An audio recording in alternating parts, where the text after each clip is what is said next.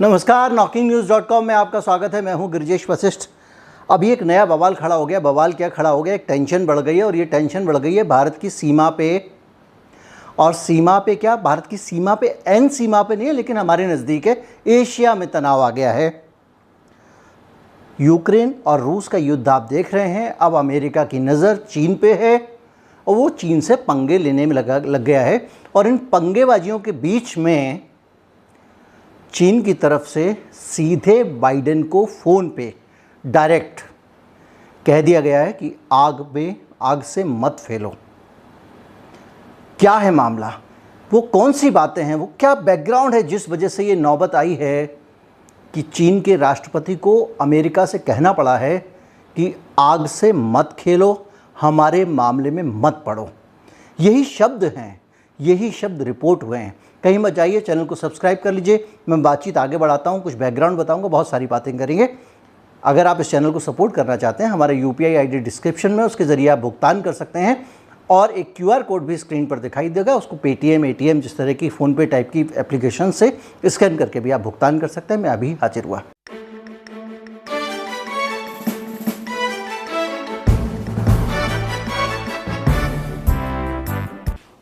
मैं इसलिए कह रहा हूँ क्योंकि मुसीबत सारी हमारे नज़दीक पहुँच गई है। उसकी वजह यह है कि जो शी जिनपिंग हैं, उन्होंने बाकायदा आंखों में आंखें डाल के एक वीडियो कॉन्फ्रेंसिंग में जो बाइडेन से बहुत कड़े शब्दों में बातचीत की है। और ये करीब 2 घंटे 17 मिनट। आमतौर पे डिप्लोमेसी की भाषा जो होती है वो काफ़ी नम्र होती है और काफ़ी सौजन्यपूर्ण होती है, लेकिन उसके बीच में शी जिनपिंग ने जो कहा वो अपने आप में एक, मेरे ख्याल से दुनिया के इतिहास में पिछले 100 साल में ऐसा कोई बयान या ऐसी कोई बातचीत आपने नहीं सुनी होगी जिसमें 2 राष्ट्रपति, 2 ताकतवर देशों के राष्ट्रपति एक दूसरे के सामने बैठ के इस भाषा में बात करें। और उन्होंने कहा कि मैं आपसे सिर्फ इतना कहना चाहूँगा कि जो लोग आग से खेलने की कोशिश करते हैं वो जल जाते हैं। यानी उन्होंने सीधे सीधे कहा कि चीन के मामले में दखल करके आग से मत खेलिए। 2 घंटे 17 मिनट उस बातचीत के बाद में ये कहा है कि अमेरिका और बाइडेन एडमिनिस्ट्रेशन भूल के भी ताइवान की मदद ना करें। इसके पीछे एक इतिहास है। लगातार अमेरिका ताइवान को हथियार दे रहा है, टैंक दे रहा है और लड़ाकू विमान दे रहा है। और एडवांस जो उसके लड़ाकू जो हथियार हैं वो लगातार ताइवान को सप्लाई कर रहा है। और ताइवान को सप्लाई करने का मतलब ये है कि चीन के साथ पंगे लेना। ताइवान को सप्लाई करना वैसा नहीं है कि कोई पाकिस्तान को दे दे या श्रीलंका को दे दे या बांग्लादेश को दे दे। ये वैसा है जैसे कश्मीर की सरकार को अमेरिका हथियार देने लगे। इसका एक इतिहास है, वो मैं अभी थोड़ी देर बाद आपको बताऊंगा। लेकिन इस पूरे झगड़े की जड़ जो है वो है नैन्सी पेलोसी की विजिट, जो अमेरिका के स्पीकर हैं और अमेरिका की तीसरी सबसे पावरफुल नागरिक हैं, बाइडेन वाइस प्रेसिडेंट और फिर उसके बाद में। और वो ताइवान की 25 साल बाद यात्रा करने जा रही हैं और ताइवान के नेताओं से मिलेंगी। और ताइवान लगातार अपने आप को अमेरिका से आज़ाद दिखाने की कोशिश करता रहा है और चीन को ये सख्त नामंजूर है।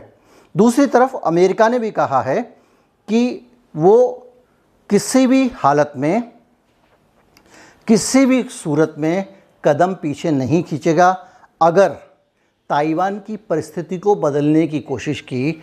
यानी ताइवान अभी इस वक्त एक स्वायत्त राज्य है, वहाँ का प्रधानमंत्री अलग होता है ये सब, लेकिन फिर भी वो चीन का हिस्सा है। तो अगर वो कह रहे हैं कि आपने वहाँ की स्टेटस बदलने की कोशिश की तो ठीक नहीं होगा। और ये तल्खी इतनी बढ़ गई है कि अब ये तय किया गया है दोनों आमने सामने बैठ के बात करेंगे। अब वीडियो कॉन्फ्रेंसिंग में ये हुआ है, आमने सामने क्या होगा पता नहीं।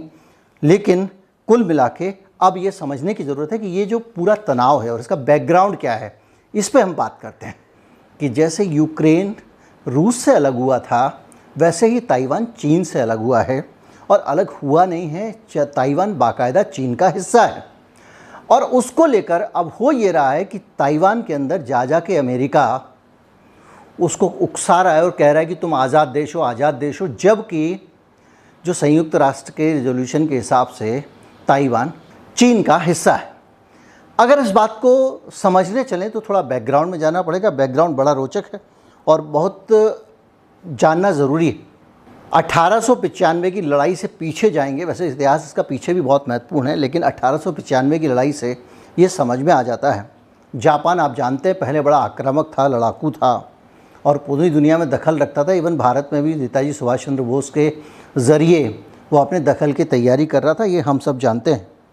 तो चीन, उसने क्या किया था, जापान ने चीन के बड़े बहुत सारी चीज़ों पे कब्ज़ा कर लिया था। और उन चीज़ों में एक तो ये जो कोरिया वाला जो हिस्सा है, जिसको अब जो दो भागों में बंट गया है, उत्तर कोरिया और दक्षिणी कोरिया, और इसके अलावा ताइवान, चीन के इन दोनों हिस्सों पे उसने कब्ज़ा कर लिया था।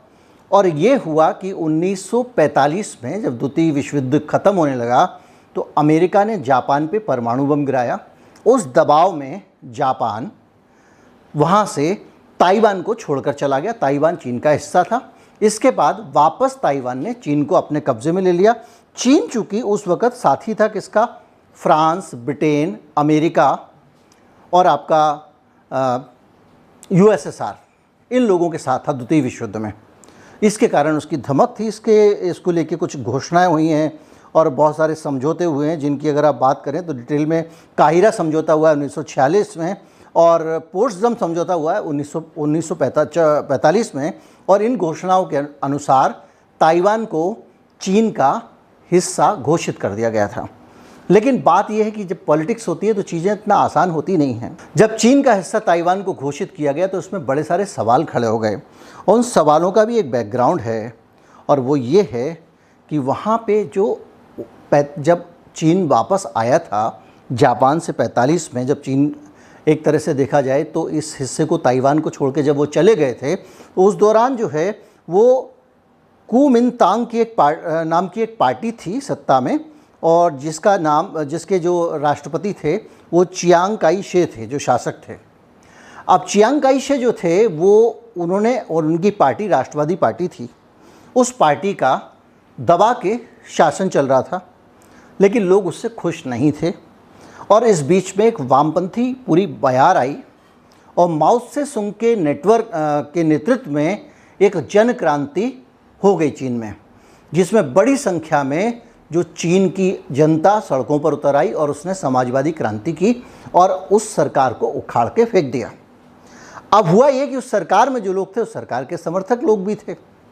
तो उस क्रांति के बाद में वो जो पार्टी थी, जो राष्ट्रवादी पार्टी थी उस समय, उस पार्टी के लोग भागे चीन से और उन्होंने जाके ताइवान में शरण ले ली। ताइवान एक छोटा सा द्वीप है चीन के पास में, जो चीन से 160 किलोमीटर दूर समुद्र में है।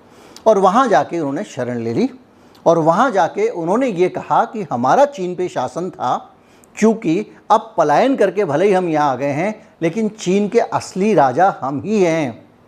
हम चीन की निर्वासित सरकार की तरह मान लीजिए, लेकिन निर्वासित भी नहीं है क्योंकि चीन के ही भूभाग में रह रहे हैं ताइवान पे। तो उन्होंने जो है वहाँ से ये कहा कि ये रिपब्लिक ऑफ चाइना है ताइवान, और पूरा चीन, जिसको आप मेन लैंड चाइना कहते हैं, वो हमारा हिस्सा है। लेकिन 80 के आसपास ये तनाव जब बहुत बढ़ गया था तो एक समझौता हुआ चीन के साथ में, और चीन ने और ताइवान ने ये तय किया कि भाई तुमको अगर आज़ादी का शौक़ है, तुम एक इंडिपेंडेंट देश की तरह रह सकते हो, और लेकिन रहोगे चीन का ही हिस्सा।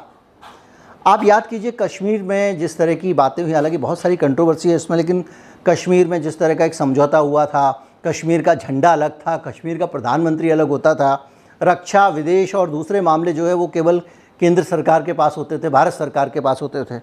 उसी तरह से ताइवान को भी एक तरह की स्वायत्तता मिल गई। लेकिन ताइवान का कहना ये था कि भाई ये स्वायत्तता जो चीन के अधीन रह के हमको दी गई है वो गलत है, असली चीन हम हैं, और ये वामपंथियों ने जो वहाँ सरकार जमा रखी है, ये पीपुल्स रिपब्लिक ऑफ चाइना, मतलब जो मेन लैंड चाइना है उसकी, वो गलत है। लेकिन पूरी दुनिया में ये हुआ कि माओ के बाद में और 80 में ख़ास तौर पे ये तय हो गया चाइना के साथ में कि ताइवान चीन का हिस्सा है, एक स्वायत्त राज्य है चीन के अंदर।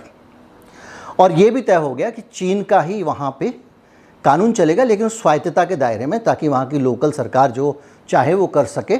इस तरह से मिला के उसको एक पॉलिसी सामने आई, एक नीति सामने आई, जिसे वन चाइना पॉलिसी कहते हैं। यानी चाइना एक है और ताइवान उस चाइना का हिस्सा है, उस चाइना के अंदर है। और इस बीच में इसी के साथ साथ हो ये रहा है कि जैसे यूक्रेन में बाइडेन नाटो में आ जाओ, ये आ जाओ, वो दूसरी चीज़ें कर रहा था, उसी तरह से अमेरिका ताइवान में जा के दोस्तियां बढ़ा रहा है।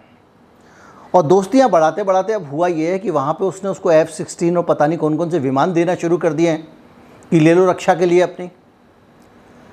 और उसके साथ साथ ये भी हुआ है कि जो 3 नंबर का सबसे बड़ा आदमी है अमेरिका का, पहले नंबर के राष्ट्रपति, दूसरे नंबर के उपराष्ट्रपति, तीसरे नंबर का जो वहाँ के सदन का अध्यक्ष है या स्पीकर है, वो एक मैडम है। और वो बार बार जो है वो चाइना का दौरा करने पे अड़ी हुई हैं। इस दौरे की खबर मिलने पर ही ड्रैगन आग बबूला हो गया। और ये जो 2 घंटे की जो बातचीत हुई है बाइडेन के साथ में, इसमें उसने साफ कह दिया कि आग से मत खेलो, ताइवान चीन का अभिन्न अंग है। अभी अक्टूबर में भी 38-40 के करीब शायद वो थे लड़ाकू विमान, वो सब ताइवान के आसमान में चीन ने उड़ा दिए थे, ये संदेश देने के लिए कि ये हमारा हिस्सा है। और ये जो पूरा यूक्रेन का वॉर हो रहा है, उसके बीच में बार बार ये बात हो रही है कि ताइवान पे कब्जा करेगा चीन, लेकिन चीन ये मानता है कि वो हमारा ही हिस्सा है। और इतिहास में अगर आप जाएं तो बहुत शुरू से वो चीन का ही हिस्सा रहा है। बीच में जापान ने हमला करके उस पर कब्ज़ा कर लिया था, फिर जापान चला गया, जैसे कि अब बांग्लादेश है, अब वो हमारा ही हिस्सा रहा है। अब वो कब्ज़ा करके अंग्रेज़ चले गए, उसके बाद वो अब आज़ाद देश हो गया, अलग बात है। लेकिन अगर वो हमारे आज़ाद नहीं हुआ होता, जैसे कश्मीर के मामले में तरह तरह की बातें आती हैं, ऐसी हालत में हिस्सा तो वो उस देश का ही माना जाएगा। अब ये डिस्प्यूट है, इसके बीच में अमेरिका ने भी एक बयान दिया है। जब ये मीडिया में, जब चाइनीज़ मीडिया ने कवर किया और ये छापा कि बाइडेन से सीधे जो राष्ट्रपति है चीन का, उसने कह दिया कि आग से मत खेलो, तो अमेरिका की बेइज्जती होने वाली बात थी भाई। सीधे बात करके 2 राष्ट्रपति बात करें, ये कोई अखबार में दिया हुआ बयान नहीं है, सामने बैठ के। तो उसके बाद अमेरिका से भी एक सफाई आई और उसमें ये कहा गया कि हमारी अमेरिका की जो पहले नीति थी उससे हटे नहीं हैं। पहले नीति क्या थी? पहले नीति थी वन चाइना, यानी चीन का ताइवान अभिन्न अंग है। भारत की नीति भी यही कहती है कि चीन का ताइवान अभिन्न अंग है, यानी वन चाइना। इसी तरह से अलग अलग स्तरों पे अगर आप देखें तो वन चाइना की नीति को व्यापक तौर पे माना जाता है और ताइवान को कोई भी स्वतंत्र राष्ट्र की मान्यता नहीं देता है। इसके बावजूद अमेरिका वहाँ हस्तक्षेप कर रहा है। लेकिन जब बेइज्जती होती है तो फिर बयान देना पड़ता है। तो बाइडेन साहब ने अब ये बयान दिया है कि देखो जी, वहाँ की स्थिति में परिवर्तन नहीं होना चाहिए। वैसा कोई परिवर्तन कर नहीं रहा है, ऐसा कोई बयान भी नहीं आया कहीं से। स्टेटस क्यो नहीं बदलना चाहिए, यथास्थिति रहनी चाहिए ताइवान में, ये बाइडेन ने बयान दिया है। और ये कहा यार बैठ के आमने सामने मिल लो ना। तो अब ये तय हुई है तारीख की, बैठ के आमने सामने दोनों मिलेंगे। लेकिन बड़ी बात ये है, अमेरिका की दादागिरी पूरी दुनिया पे चलती है, वो जहाँ चाहता है जो कर लेता है। चीन के साथ भी खुड़पेश करने की कोशिश कर रहा है, लेकिन जैसे आंखों में आंखें डाल के लाल आंखों से ये कहा गया कि आग से मत खेलो, ये शब्द हैं, डोंट प्ले विद फायर, तो इसका मतलब आप समझ लीजिए कि चीन ने अपना दम दिखा दिया है। अब ये अलग बातें हैं कि किस तरह से सारी की सारी चीज़ों को इंटरप्रिटेशन किया जाता है, क्या किया जाता है, वो सब बाद में सामने आएगा। लेकिन बहरहाल खबर इतनी ही है। उम्मीद करता हूँ वीडियो आपको अच्छा लगा होगा। अच्छा लगा हो तो ज़्यादा से ज़्यादा लोगों तक पहुँचाएँ। चैनल को सब्सक्राइब कर लें। नमस्कार, जय हिंद।